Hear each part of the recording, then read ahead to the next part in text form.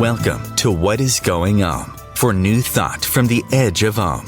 Each week on OMTimes' flagship radio show, veteran broadcaster, author, and media consultant Sandie Sedgbeer conducts thought-provoking interviews with inspirational authors, artists, musicians, scientists, speakers, and filmmakers who are working at the point where spirituality and science meet consciousness at the very edge of Om.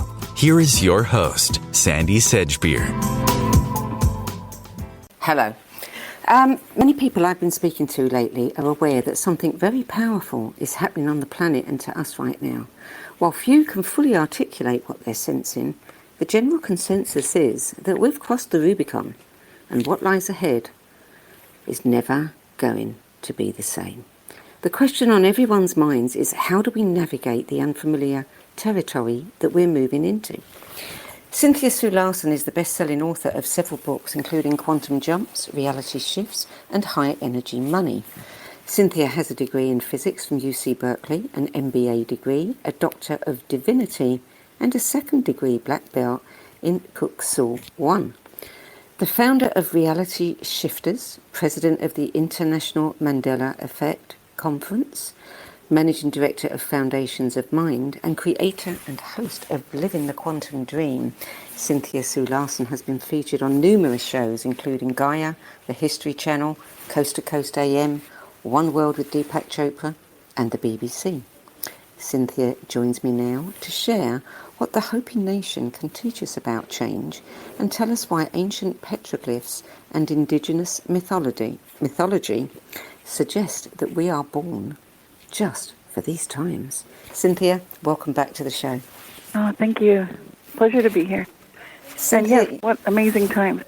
Oh, yes, what amazing times. I mean, you know, everybody is using the word unprecedented, and it doesn't even begin to describe it, does it? No, it's totally different than most of us have ever experienced in our lifetimes, or even anything we've heard about from our grandparents. You know, even if you go far enough back, it's like, this is very different, what's happening right now.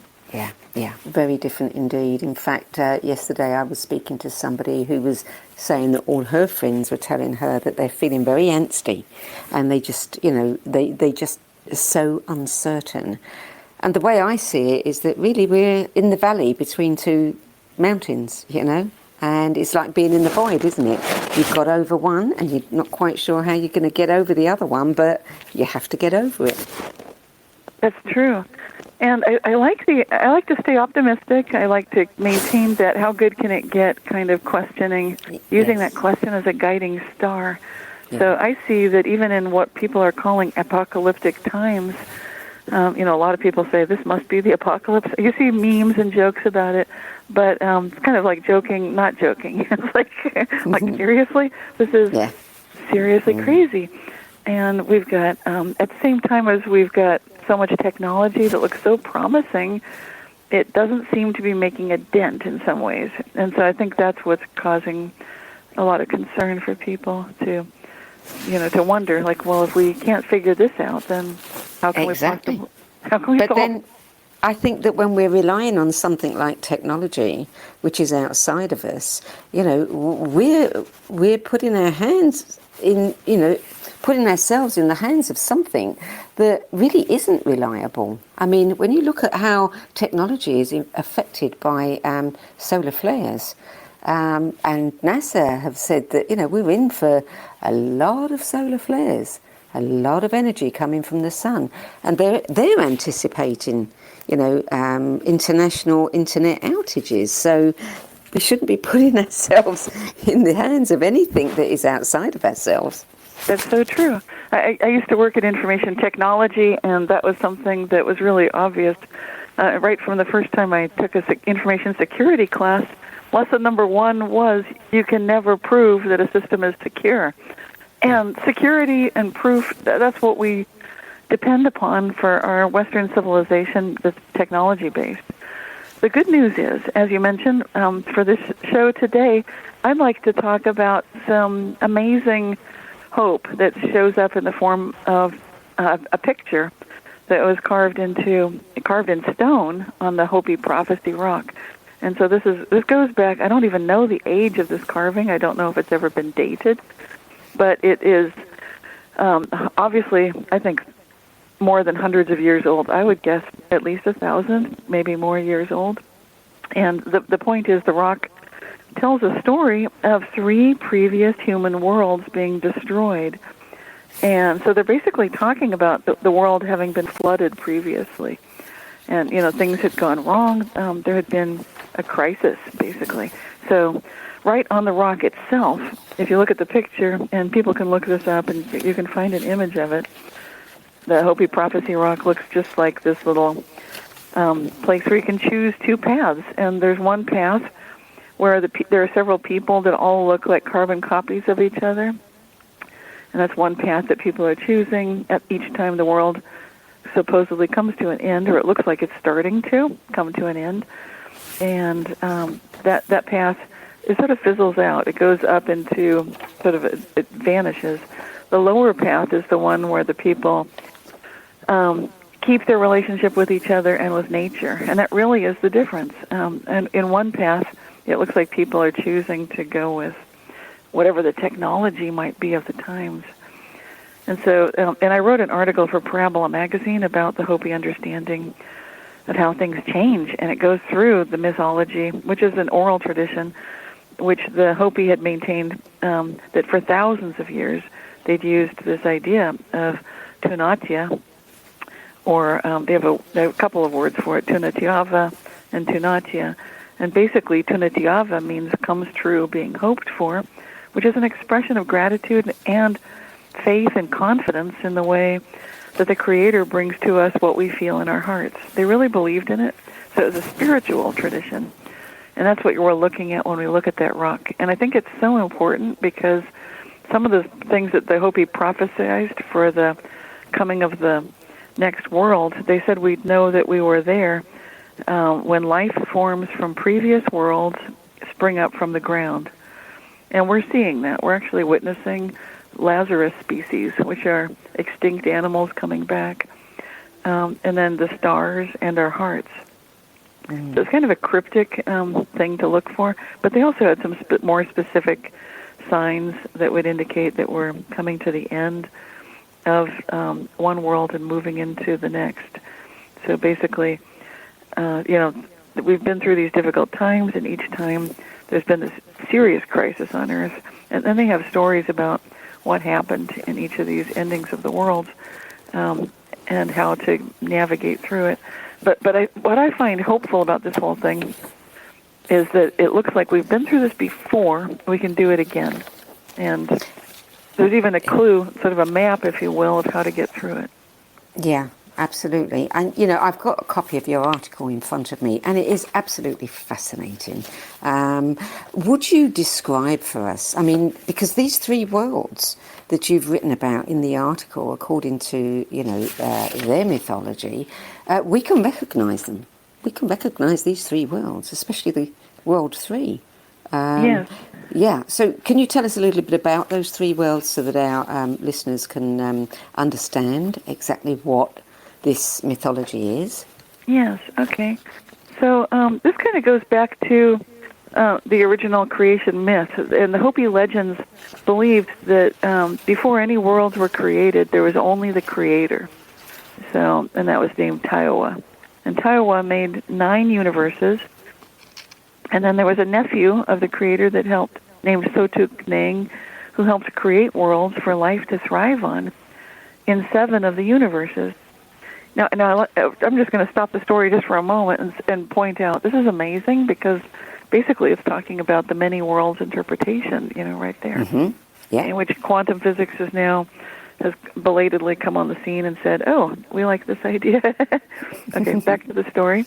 Okay, so with these 7 universes, there was Spider Woman, who was created by this cousin, Sotuk Neng, and she had the knowledge, wisdom, and love to bless everything and everyone she made.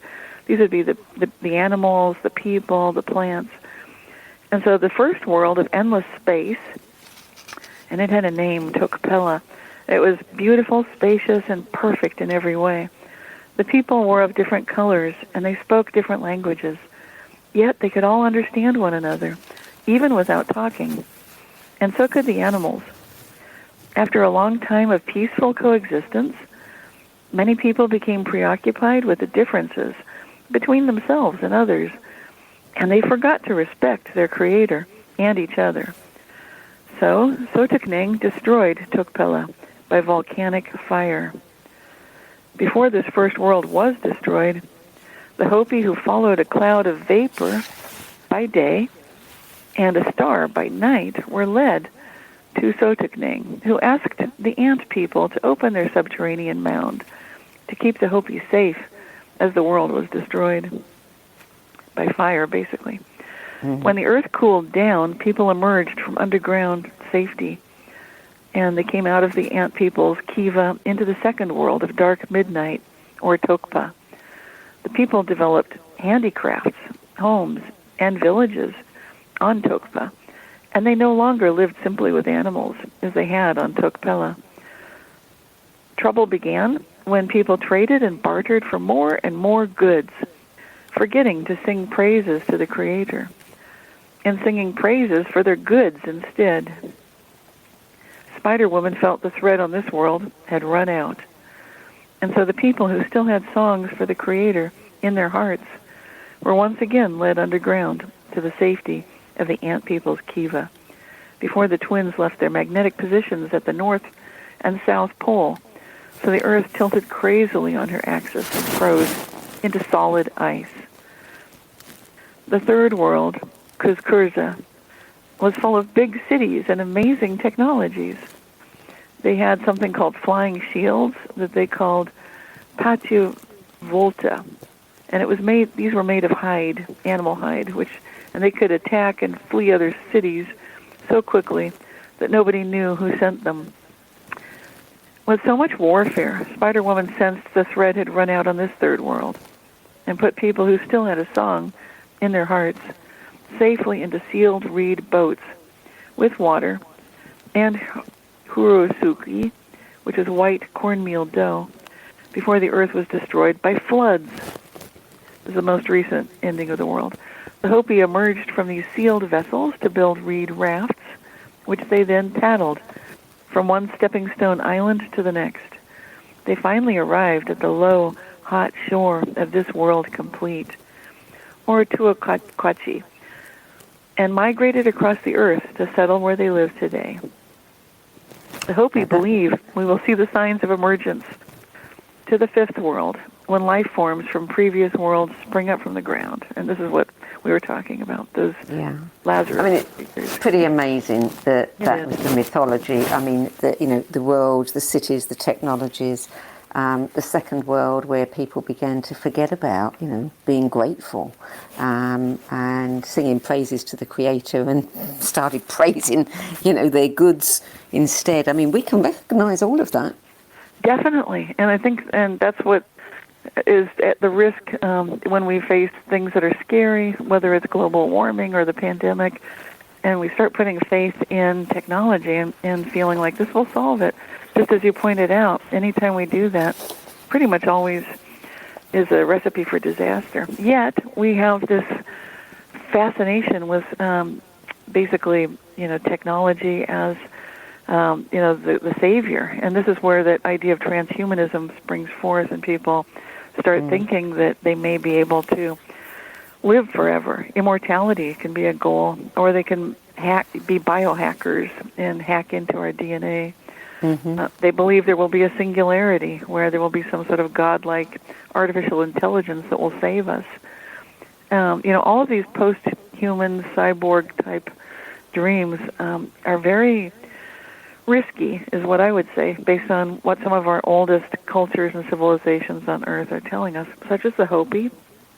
What they're showing us, the Hopi, is that even though technologies may arise, if we don't keep that song in our heart for the Creator, then we've lost everything right in that one go.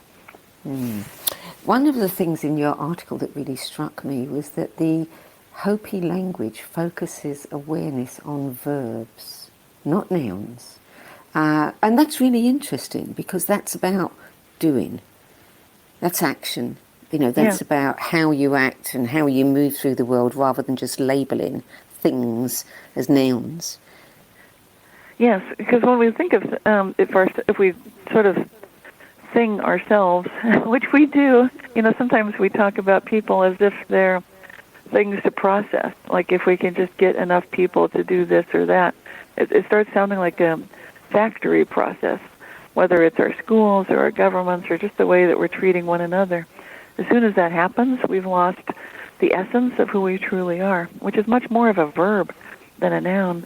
And this is common not just to the Hopi, but I used to participate in conferences that were called the Language of Spirit, and they were originally started by the indigenous elder Leroy Little Bear, who was actually, he studied at Harvard, but he is an indigenous elder for the Blackfoot Nation out of Canada, and he is instrumental in helping return the buffalo, the bison, to America. So they had been going very nearly extinct.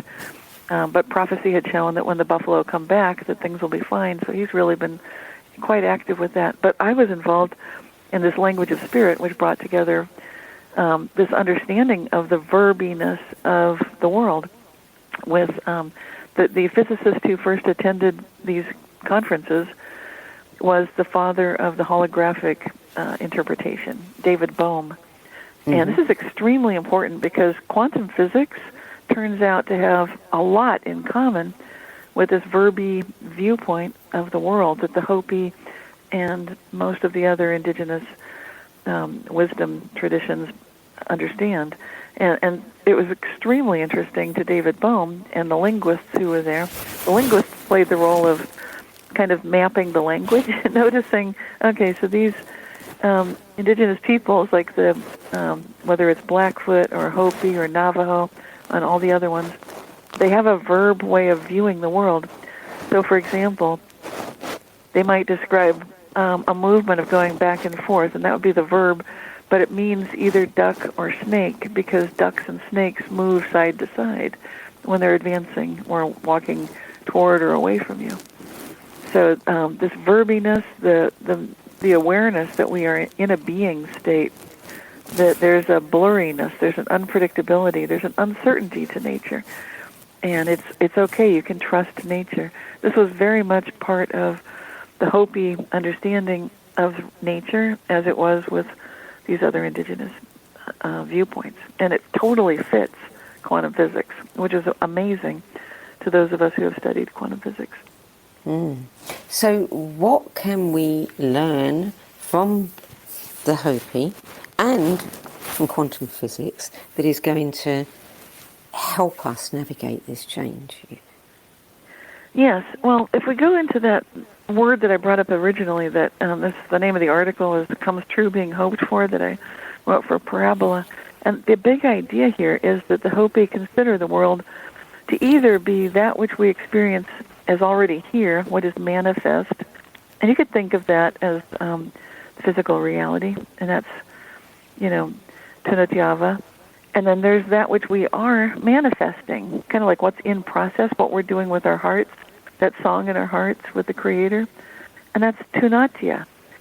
So it's kind of, I love this conceptualization because, again, it reminds me of quantum physics, that we have the particle and the wave. What we are manifesting is the wave, it's the song. When we look at sound waves, we see that they have a waveform. And when we look at what's manifest, the particle, what's physically here, that comes forth because we have sung it into creation. And so this is the viewpoint of the Hopi mapping it onto physics. And they can show us, the Hopi can show us that this transcendental unification of experience with intuitions of unseen things is part of who we are, that we can access these fields of possibility, which would be called probability wave functions in physics, but we can access them with the songs in our hearts. The good news is we can all do this, so we don't need to purchase the newest phone or spend money on this, that, or the other. What we need to make it successfully through this transition time, both individually and collectively, is that we need to keep, as the Hopis say, keep our Kopavi, which is the little part of the top of the head, which we would call the crown chakra. We need to keep that open to nature, to the Creator. Another, from a physics point of view or a mathematical, what it would be keeping ourselves open to zero entropy, which is the absolute, which is, people call that love, they call it unchanging. Yes, it's infinite, it's eternal. And so we know what that feels like, and it doesn't matter what your spiritual path is. We all know what that feels like. And this is what the Hopi can show us, that when you keep your crown chakra open to that, your Kopavi, then you can connect to feel what is truly most desired and desirable. And you can have faith and trust that nature will bring this. And this manifesting realm of the future, some of it may be predestined to some fashion, but we can trust this process. We can trust the way that we cooperate with it. Isn't it interesting? I mean, you spoke earlier about, all of the things that we're relying on technology to do for us, to extend our lives, to do anything so that we don't have to die. And yet, all we need to do is open up that door in our head, and we've got the solution to everything right there. Absolutely. And a lot of this, the way I see it, I think a lot of our suffering is coming from, ironically, that we have a false goal of avoiding pain and suffering. And when we try to avoid that, we end up somehow worse off, is what it looks like to me. And I see nature prefers uncertainty, and humans, we keep trying to set a goal of certainty, but it's a false friend. It never serves us well, because just as Werner Heisenberg was a famous physicist, and he basically said, one cannot simultaneously determine both the position and momentum of an electron. Now, that's an example from quantum physics that certainty isn't really there when you get down to the nuts and bolts of what everything is at the quantum level. There is no such thing as certainty. And this makes us uneasy as humans because we like to be certain. We want to know. Just tell us the truth is what we want to know. Tell us what to do. But instead, we find ourselves in what some people are calling the post-truth era, full of disinformation everywhere we look. And this term post-truth is pretty recent. It came up in the 1990s, and it was published in something called Truth Wars, and describing, the way that people are talking about problems. And the one certainty is that when we look to our political leaders and try to, find ways to govern and find a policy that works, it's just, it just maps onto Harold Lasswell's famous aphorism that politics is about who gets what, when, and how, because, it's all based on these truth claims, which is all the narratives, and pretty soon we don't know which narrative to believe in anymore, and that's kind of where we are right now, and people saying, trust the science or fight the science, and, it's who's got the correct science. It's getting a little crazy. So we can learn from quantum physics and also the Hopi that maybe there might be no such thing as this objective reality. I think that uncertainty can be our friend. That's how nature works. And the uncertainty gives us room for the miracles, basically. Well, it also gives us room to understand that, we can participate in the creation of it, Yes. Absolutely, and that's the song in the hearts. And right now, in the middle of a crisis, how many people are feeling joyful and singing? Yet that's exactly what we need to be doing. Yeah. We need to find our joy, find our song. Okay, we're going to take a short break now, Cynthia. You're listening to What Is Going On. I'm Sandie Sedgbeer, and my guest today is best-selling author, speaker, founder of the internationally popular Reality Shifts newsletter and website, Cynthia Sue Larson. And we're talking about why ancient petroglyphs and indigenous mythology suggest that we are born for these times, as well as what we can learn from the Hopi Nation about how to navigate the current challenges facing us today. We'll be back with more from Cynthia Sue Larson after this break.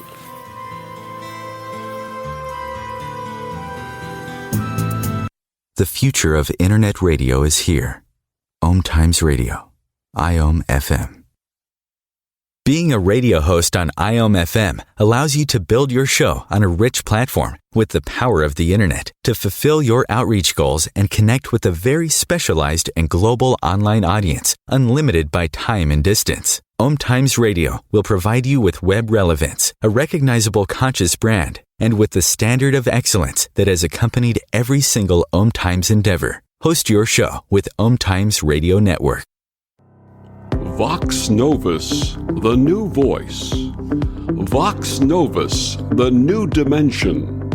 Vox Novus, thought and movement leaders who will share from their experience and offer tools to help us navigate our rapidly changing world. My name is Victor Furman. Join me every Thursday at 8 p.m. Eastern on OMTimes Radio for Vox Novus, the new voice. Coping-19, brought to you by CDC and the Ad Council. If you're feeling increasingly lonely right now, you're not alone. It's totally normal. Even though we may not be able to get together in person, connecting virtually with friends and family still gives you a chance to interact with people and may help raise your spirits. Join a virtual book club, set up group text chats, or online video coffee breaks with coworkers. Find more self-care and coping tips at coping-19.org. Welcome back. Cynthia Sue Larson, last year you presented a course to show people how they can consciously engage in creating what we want to see, and also how they can be more naturally and powerfully aligned with the acceleration of earthly and universal energies. Tell us about that course and what you were teaching. Yes, well, it was part of, if you're referring to the course that was part of cracking the Ascension code, and that course is still available, so you can go to my website and find it on the events page and click it, and it's still right there with the slides and everything.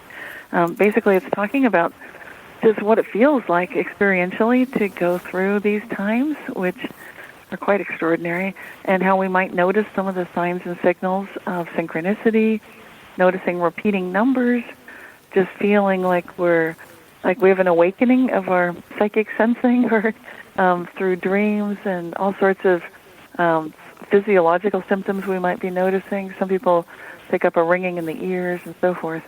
And then how to go from that initial point of recognizing, okay, something's happening to me, but I'm not losing my mind, I'm fine, and a lot of people are going through this. And then basically getting to a place of recognizing how to basically, as the Hopi would put it, put that song back in your heart and find a way to rise above the drama, where, and this is the real issue, where so many of us get caught up in just the daily problems of feeling grief and sadness. Of course, there are things to be sad about. It's a problem when we stay stuck in that, or if we feel anxiety and fear that just never seems to let go, and it's got a grip on us, or if we get outraged and angry. These are corners on the drama triangle. So they basically show how to recognize those and rise above that as well, and then harness some amazing kind of like quantum superpowers, if you will, but they're basically given to us by the Creator, by God, to be part of our true nature, that we are able to sense parallel possible realities and learn to walk around our house and walk into a new reality. We could just stand up, walk down the hall with the intention, I'm going to walk into a new reality today, right now. And by virtue of working with your internal key energy, or chi, whichever way you pronounce it, and aligning your own energy centers, staying in alignment with yourself, so you're all of a piece and you're one unified person. And then with those abilities of having the energy, the focus, and the alignment, you can literally walk into a new reality when you walk through a doorway, which sounds simplistic, but basically that's all that's required. It's not, it don't need fancy equipment.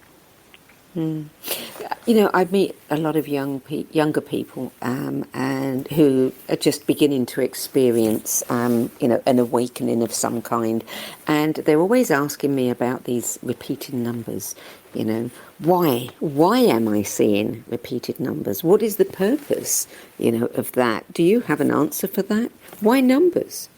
Well, it's one because numbers are just there. We're not out in nature as much anymore. If we were, then we'd notice like this feather just dropped from the sky, and there's not a bird in sight.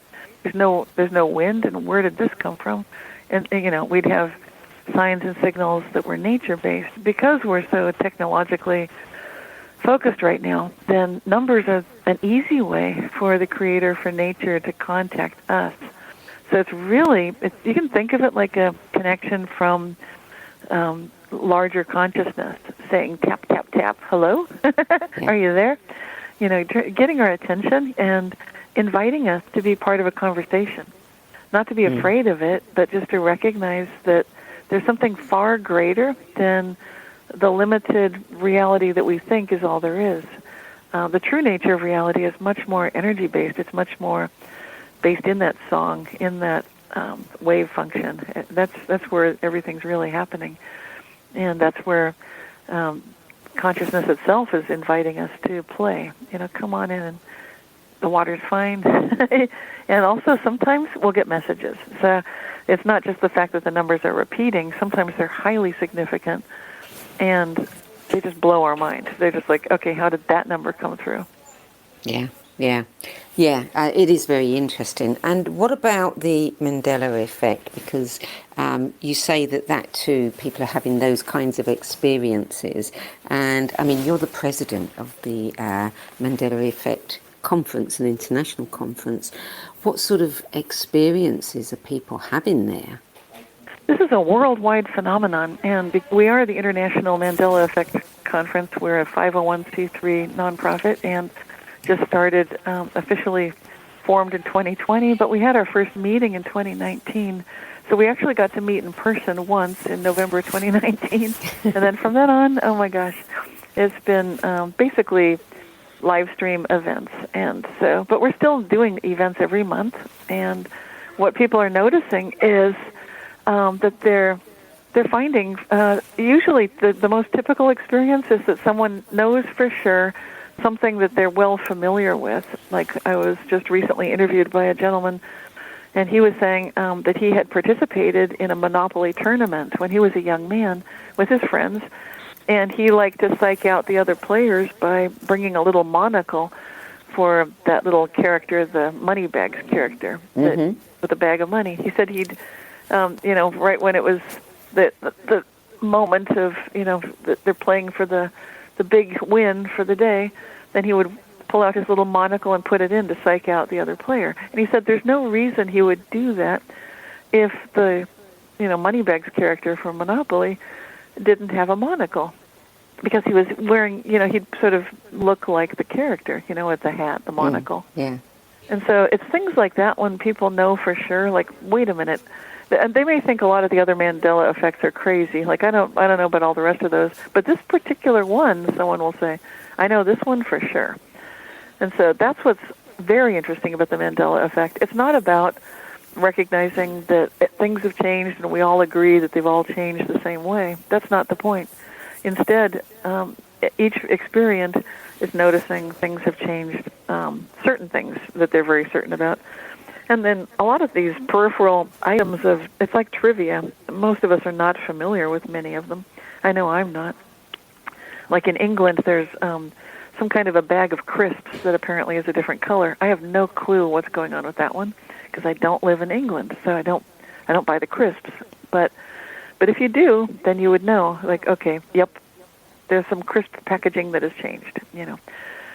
International ones that are big have to do with movies that everyone has seen, like Star Wars, where people remember in that scene in the original Star Wars movies, Luke Skywalker was talking with Darth Vader, and it was that pivotal moment. Luke is kind of hanging by a thread, dangling there over open space, and that's when Darth Vader says, he says that thing, something, I am your father.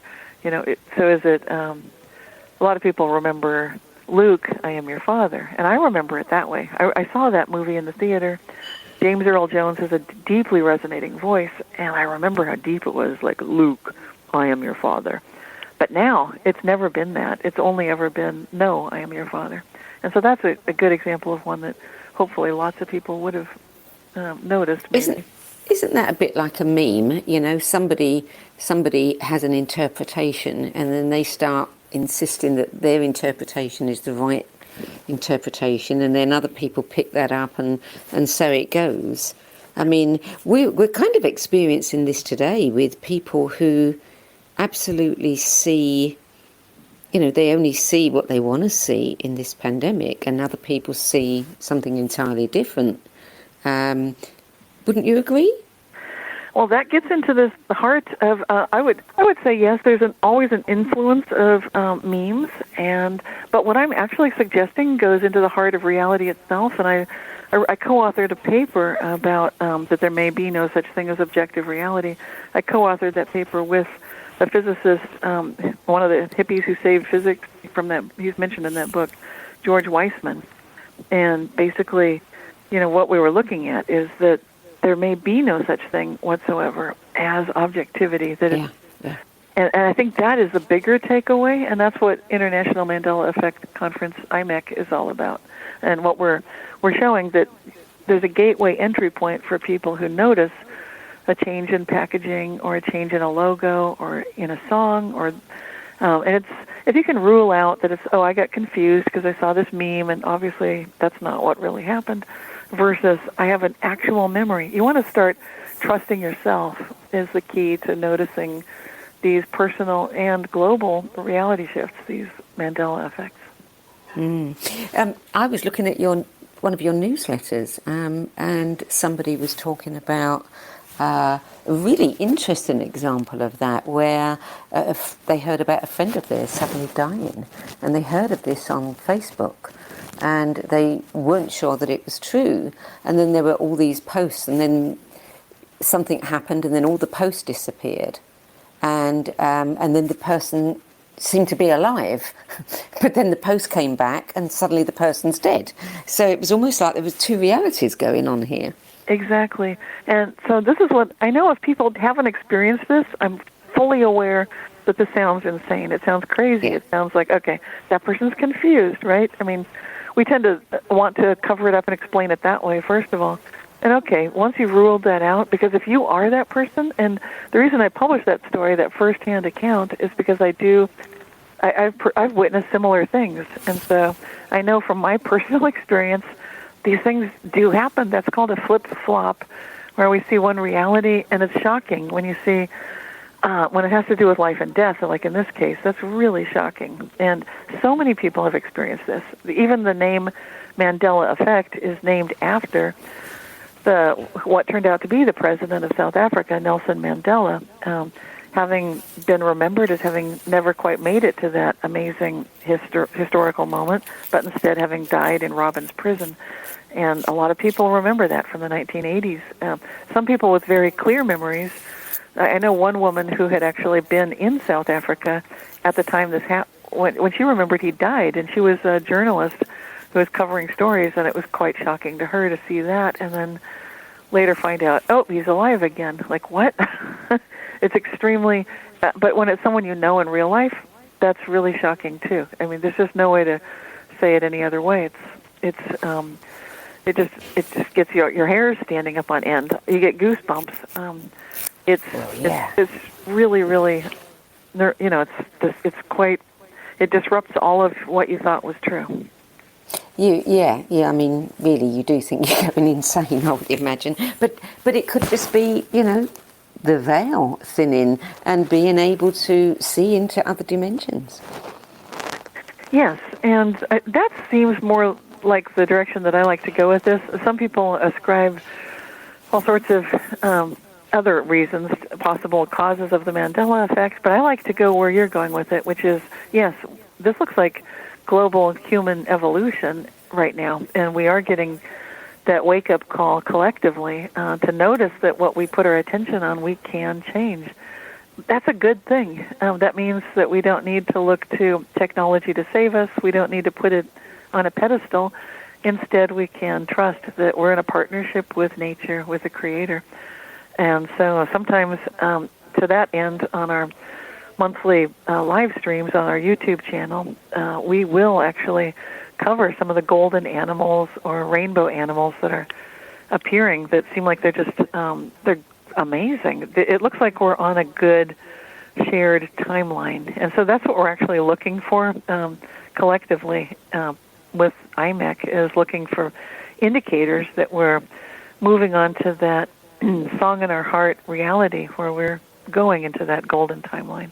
And so it is a global awakening, which this has been foretold by these indigenous civilizations, including the Hopi, that, you know, these times of transition are times of awakening, that we basically get that choice every time. Which way do you want to go? Do you want to put your faith, do you want to put something like some kind of technology above the Creator, or do you wish to, you know, stay with the Creator?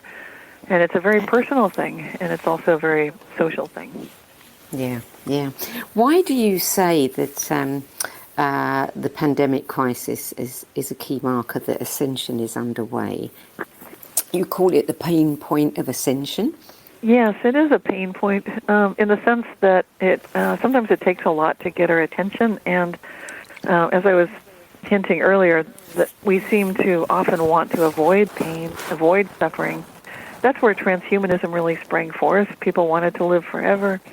They wanted to overcome all of our ailments. You know, the transhumanists are often people who wish to, you know, somehow bypass that suffering, that they feel like we shouldn't have to suffer, there shouldn't be these kinds of pains.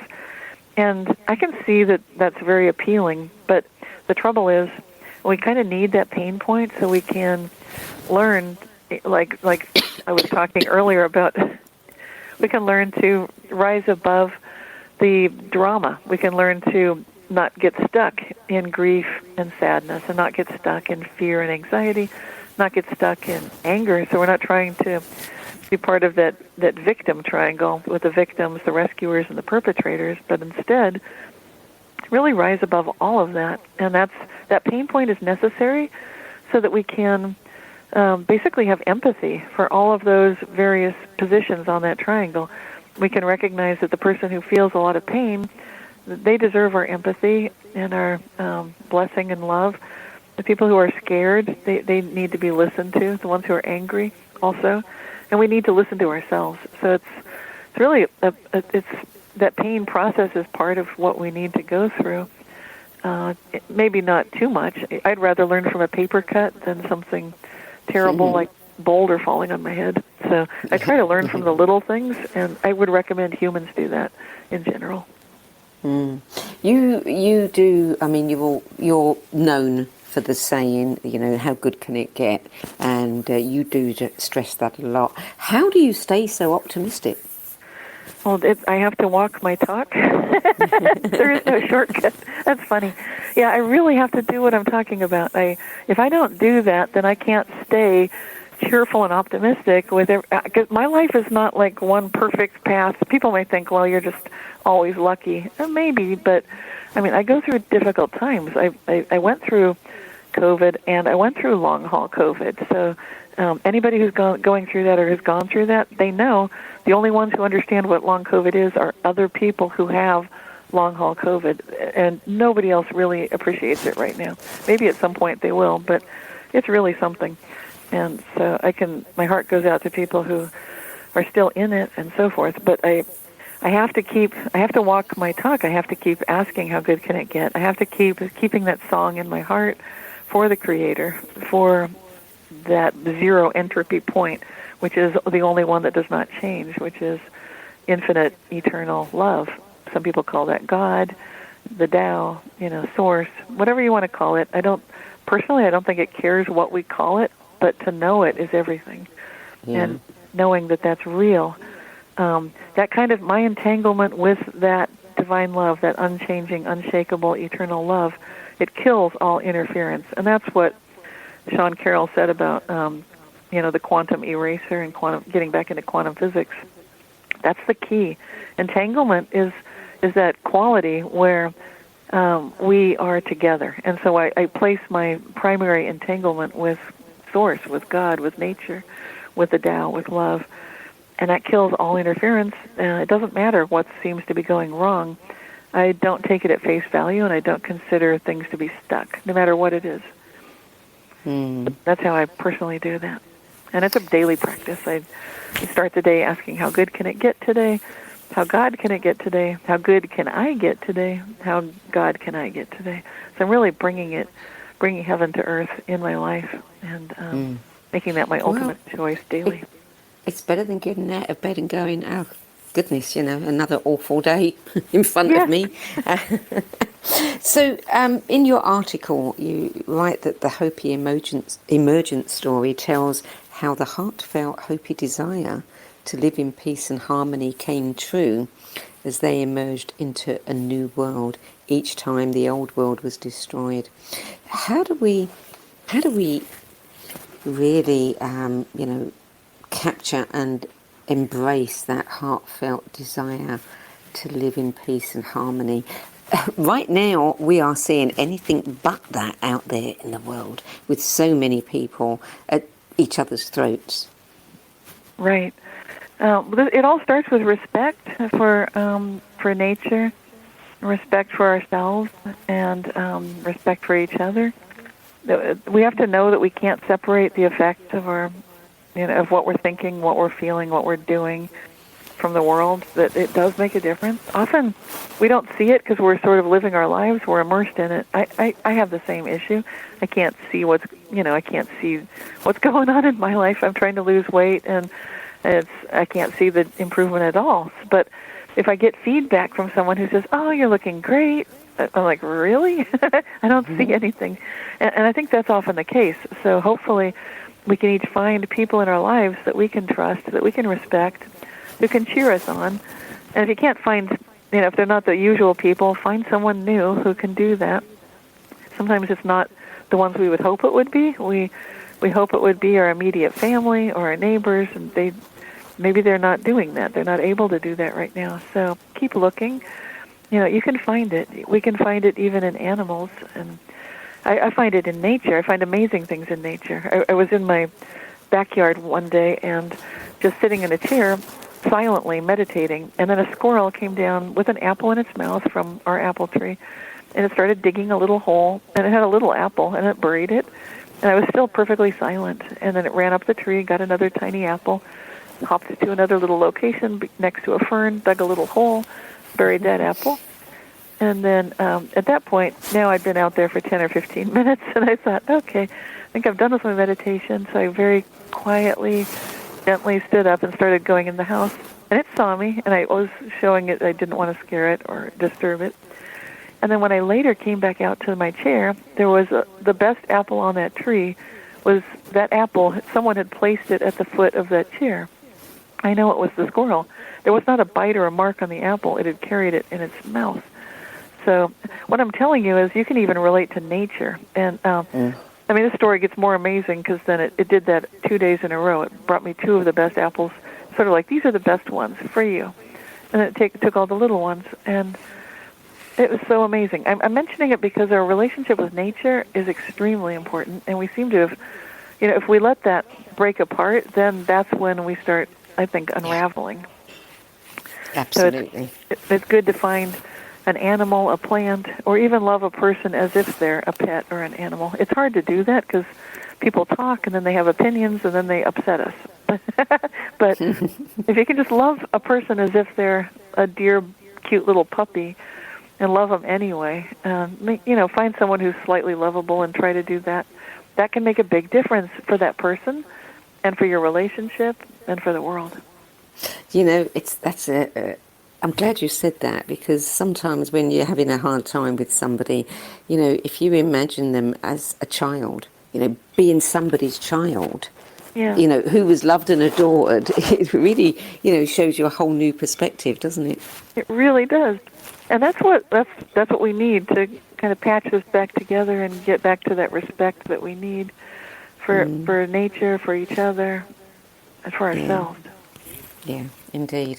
Look at each other as if, that first day in the school playground when all the kids are new to school and everybody's looking for someone to bond with to make it easier for them. Right. Because that's really what's going on. And I love it when we're kids and we can just say, will you be my friend? And Yes. I would love it if we could all get back to that. Like, would you be my friend? I just find that wonder, that joy, Yeah, there's a beautiful story. When my granddaughter started school, first day at school, another little girl came up to her and gave her a picture. And she said, I've drawn this picture and I told my mum I'm going to give it to the girl who's going to be my best friend, and I've chosen you. Aww. And they're still best friends. Isn't that? And they're teenagers. Oh, that is so beautiful. And it's never too late to be that little child, to do that. Yeah. And notice what a simple thing that is, just to say, I choose you. Yeah, I think people you. love to be chosen. It just instantly creates a bond. You can feel it. When you tell that story, I can feel it. So really, all we have to do is choose peace and harmony. Choose to live it. Choose to share that with others, and choose to project it onto the future. Because it's really already here, and when we let the noise confuse us, then we've gotten distracted. So yeah, I think that's the key. Just recognize, like you say, let's choose that. Yeah, exactly. Cynthia Sue Larson, it's always such a pleasure to have a conversation with you. I always end up with a smile on my face and feeling uplifted. Thank you. Oh, thank you, Sandie. My pleasure as well. Good. Well, I'm looking forward to the next time. And me too. Okay. Well, you can learn more about Cynthia Sue Larson's books, which include Reality Shifts, High Energy Money, Aura Advantage, and Quantum Jumps, an extraordinary science of happiness and prosperity, at realityshifters.com, where you can also subscribe to her free monthly e-zine. That brings us to the end of this week's show. I'm Sandie Sedgbeer, and I'll be back at the same time next week with another edition of What Is Going On. Till then, it's goodbye from me.